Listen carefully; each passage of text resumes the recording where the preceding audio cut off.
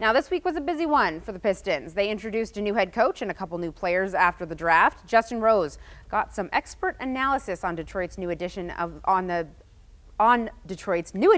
on the 7 Sports Cave. Big week for the Detroit Pistons. Not only do they introduce their new head coach in Dwane Casey, but they also have the NBA draft.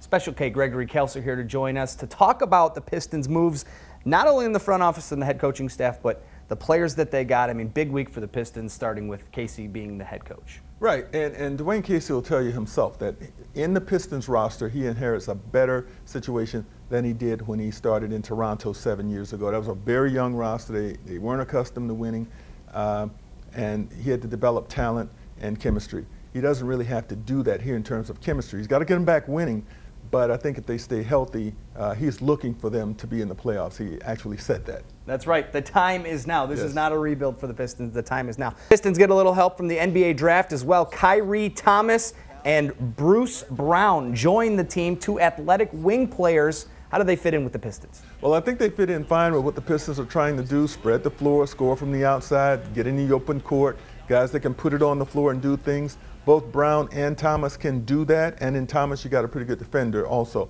Seem to be following that pattern that we saw with Boston. Boston, with all their young players, you probably would not have heard of were it not for the adversity that they were faced with, but put them out there, instill confidence, and they're still able to win at a high level. That seems to be what the Pistons are trying to emulate. Pistons going to make the playoffs next year? Yes. There it is.